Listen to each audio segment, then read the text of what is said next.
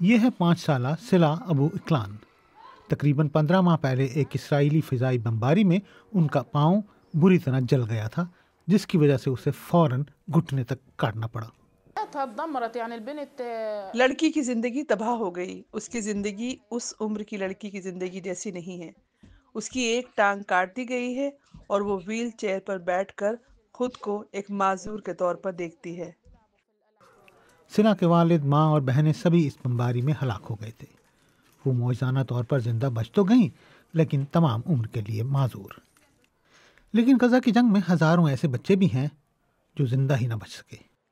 UN agency اونروا کے commissioner general flip لازارینی نے social media site x پر یہاں تک لکھ دیا تھا کہ یہ بچوں کے خلاف جنگ ہے، یہ ان کے بچپن اور ان کے مستقبل کے خلاف جنگ ہے۔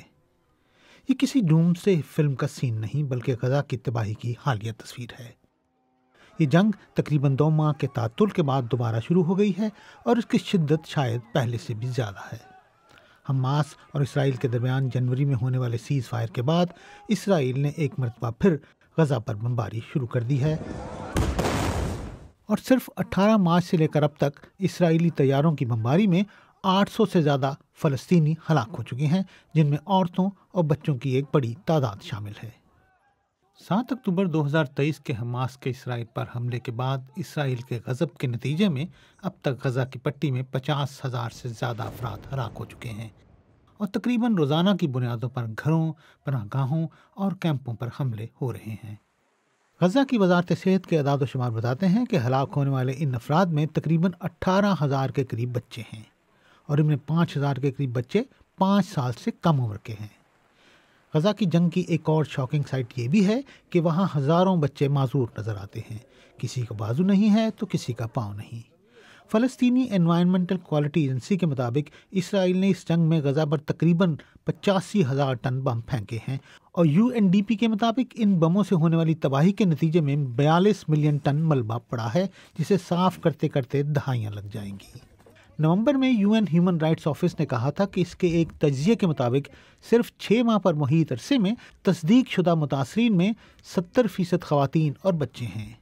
اقوام متحدہ کے اس ادارے نے نومبر 2023 سے اپریل 2024 تک غزہ میں 8,119 افراد کی ہلاکت کی تفصیلات کی تصدیق کی تھی۔ اس کے تجزیے سے معلوم ہوا کہ تصدیق شدہ متاثرین میں 44% بچے اور 26% خواتین ہیں۔ مرنے والوں میں سب سے زیادہ عمریں 5 سے 9 سال کی ہیں۔ ایجنسی نے مزید کہا کہ تقریباً 80% متاثرین رہائشی عمارتوں یا اسی طرح کے مکانات میں ہلاک ہوئے، جبکہ طبی جریدے لانسیٹ کے مطابق یہ تعداد اس سے کہیں زیادہ ہو سکتی ہے۔ حالیہ فضائی حملے کے بعد یونیسیف نے کہا کہ غزہ میں 10 لاکھ بچوں کو واپس خوف اور موت کی دنیا میں دھکیل دیا گیا ہے۔ گزشتہ ہفتے فلسطین کے لیے UN Relief and Works Agency اونروا نے کہا تھا کہ 3 ہفتے سے غزہ کی امداد پر اسرائیلی بندش کی وجہ سے وہاں بھوک کا بحران بڑھ رہا ہے۔ اس نے ایکس پر اپنے سوشل میڈیا اکاؤنٹ میں لکھا، نہ خوراک، نہ ادویات، نہ پانی، نہ ایندھن، ایک ایسا محاصرہ جو جنگ کے ابتدائی مرحلے سے زیادہ سخت ہے۔ سلا کے والدین نہیں ہیں، اس کی ایک ٹانگ نہیں ہے، اور جنگ کی موجودہ شدت کو دیکھتے ہوئے تو اس کا مستقبل بھی دیگر 10,000 فلسطینی بچوں کی طرح بے ساکھیوں پر کھڑا ہی نظر آتا ہے۔